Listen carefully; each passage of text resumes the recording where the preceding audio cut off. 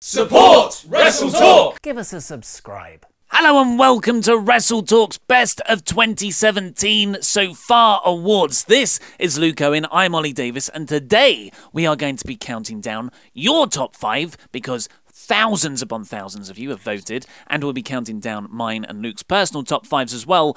Who is the best wrestler of 2017 so far? Of course, there's time for other people to get in there before the end of the year. So, kicking things off with the popular vote at number 5, Chris Jericho. Man, I'm surprised to see Jericho in the list. Really? Yeah. In the list. Yeah, no pun intended. Yeah, wow. But yeah, I mean, what a great year that he's had. It's funny because Jericho, every time he comes back, there's a little bit of me that's just like, do we need another? Yeah. Do we need another Jericho run? Because sometimes he hasn't.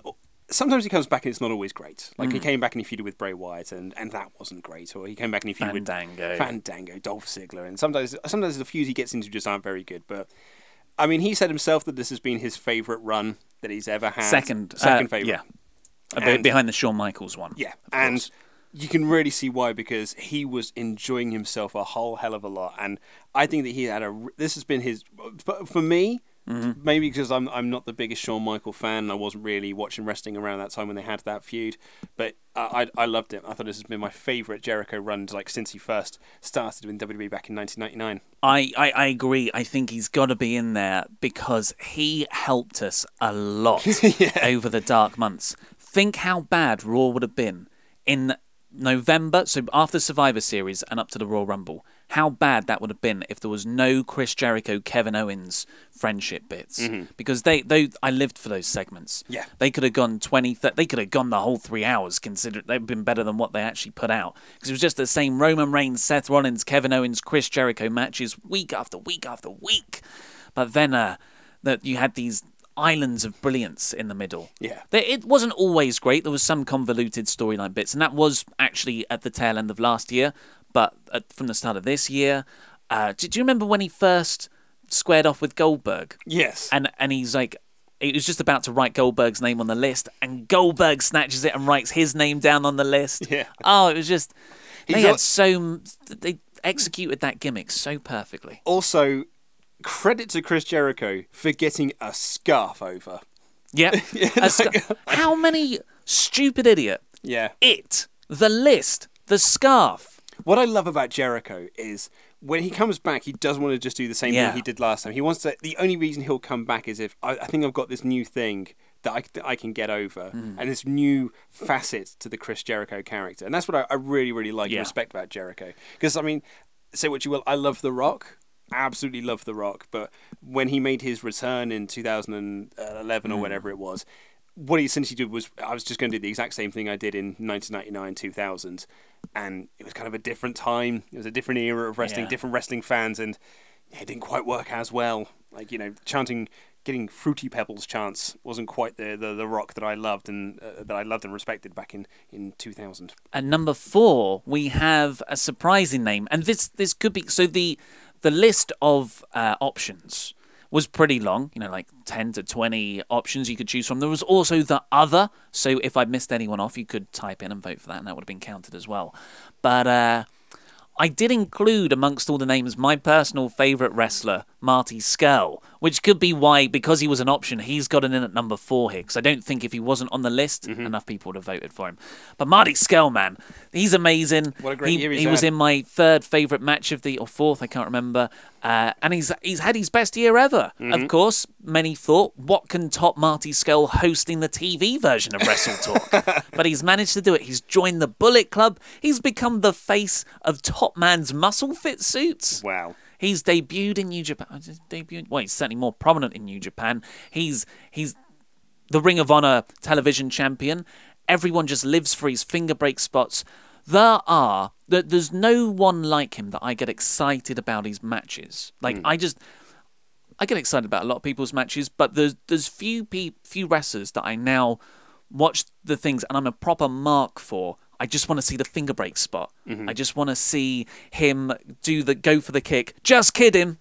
He's got chicken wing. Yeah. Like I could just watch the same match with him over and over again, and I wouldn't tire of it. I love him. I really wanted to have Marty in my list. Like, spoilers, he's not in my list because I thought it wasn't fair for me to put him in my list because I've never seen a lot of the matches that he's had this year. But talk about a man who has created an aura for himself. Like, I love Marty. I think he's a really, really nice guy, and I'm so happy to see him like just ascend to this kind of level now where everyone's talking about Marty Scurll and how great he's turned this villain. Because when he first started doing the villain stuff, I think a lot of people thought it was a bit naff, and always carrying an umbrella, like that's a bit rubbish. Always wearing a Plagas mask. I always liked it. I love the Plagas mask. I think it looks really cool. Yeah. It's like, oh, that's is that what it's called? A Plagas mask? I think it's a Plagas mask. I think it's something like, or a Plagas. Plagas might be something from Resident Evil. Actually, thinking about because it they are the masks that fit, people used to wear in the plague when they would treat people. I think they call it a Plagas mask. But again, last Plagas sounds Latin.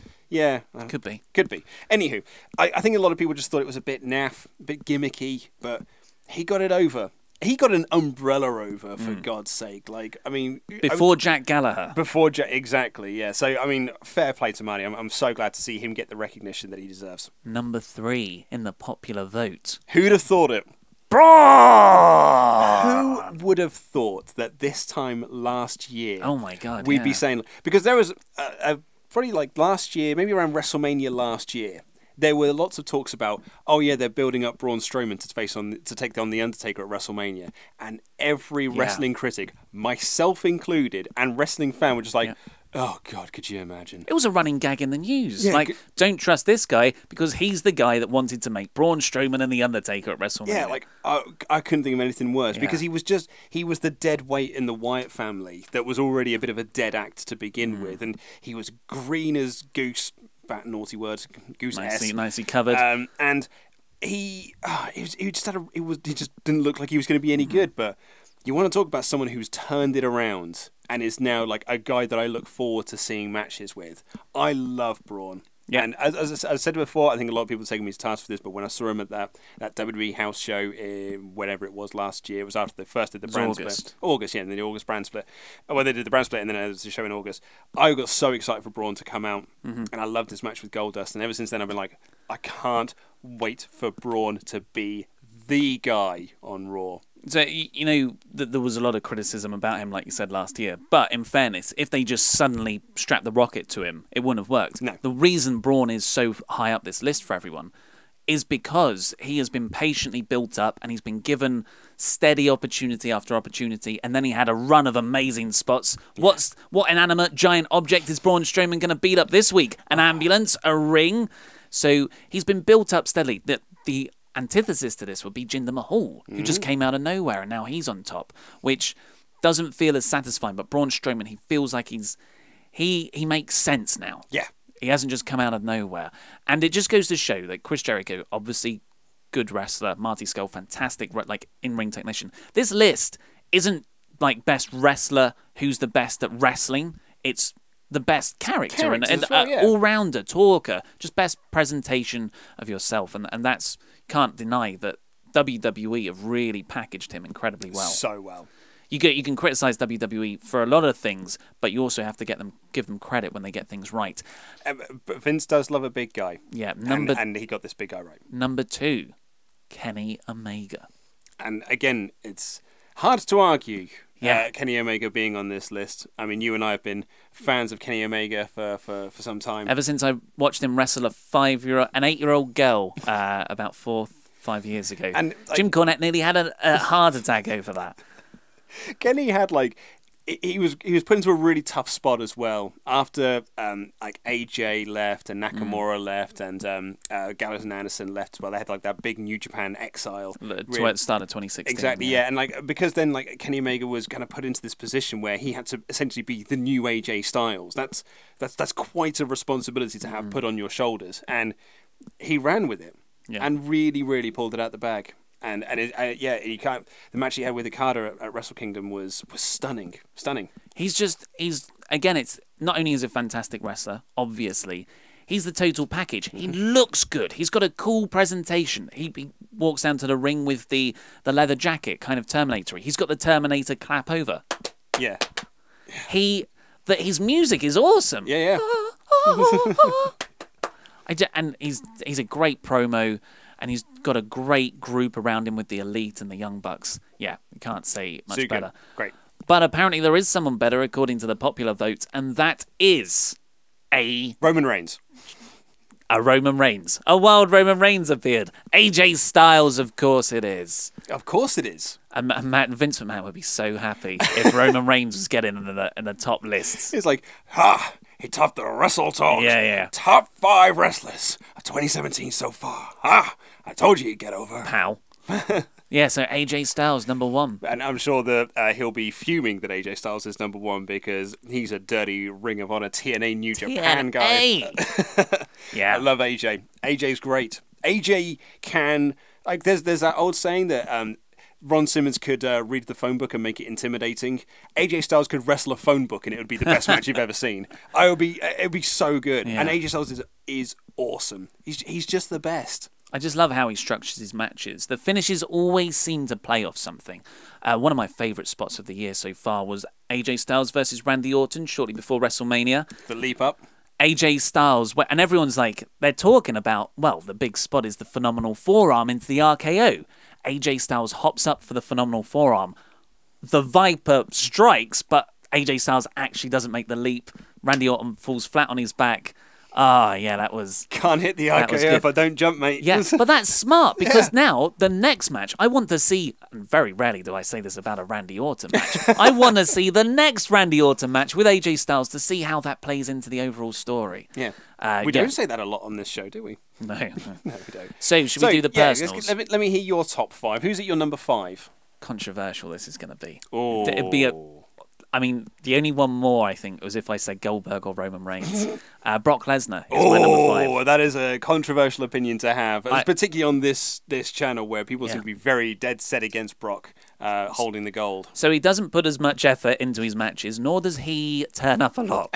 However, I don't think you can argue that anyone else has as much star power in wrestling as Brock Lesnar. He's a legit star. Money drawing star. He shifts buys. When Lesnar shows up, you know something bad is going to happen. You know something is going to go down, and that makes him awesome, and that makes him great. There's no one really like him on the main roster. And sorry to cut you off as you were just about to say something. I do apologise, but there's that complaint that you and I have that every WWE match is the same, and they are, but Lesnar matches are not, and that's down to him.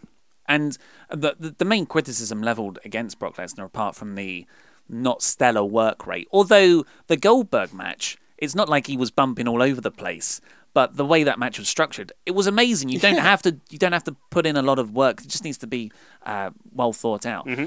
But the other criticism is that he hasn't appeared on WWE for a while. Yeah. Won't appear until... Well, of course, he's come back to TV now, but Great Balls of Fire will be his actual in-ring...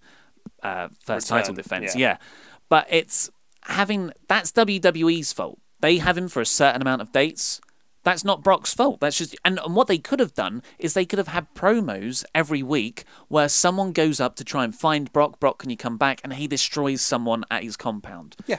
And he's holding the title hostage. There's a way to turn this into a storyline rather than just ignoring it. Yeah. So don't put that on Brock. I think he's tremendous. He's got an aura like nobody else. Who's your number 5? My number 5 is because no one can be on the Neville level. Very good. Adrian Neville, or Neville, is my 5th favourite wrestler this year because, again, like you talk about someone who came back into the fold and kind of like just completely reinvigorated his career. Neville was a flop on the main roster, and that was nothing to do with him. It was just the way that he was treated because WWE as a company don't really know what to do with smaller guys because they always have this idiotic stigma of just like, well, they're so small, they're not believable then when they face off against big guys, which is so stupid. It's wrestling, mate. It's not real. Yeah. Like, it's to tell a story.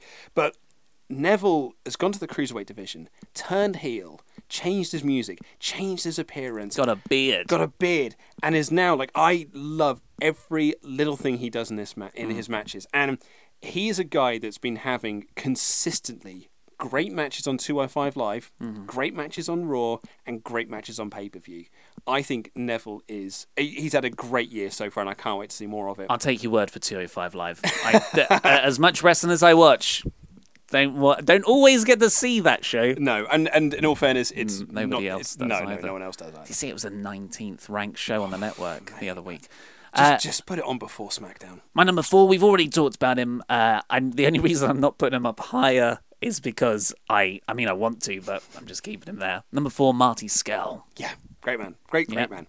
My number 4 is, and I don't know about the rest of your list, but she's the only woman that's on my list. I haven't got any lady people. And she wasn't, and there was no woman on the other list, which is madness when you consider you've got Charlotte's, you've got Becky Lynch, Naomi's had a really great. You nearly said Tamina. I nearly agreed with you. Then I just blindly agree with the things that you say. Alexa Bliss, and actually an Ember Moon in NXT. But my number 4 is Asuka. Yeah, she's great. And for the exact same reasons that you said about Lesnar, she has a superstar aura. And you often forget it because she's not always on TV. But when she does like her backstage promos and stuff, her videos and things like that, as soon as she's on screen, I'm like, what a star. Yeah. She is an absolute star. And then when she makes her entrances on pay-per-views with her awesome entrance music, it's my favourite theme in WWE.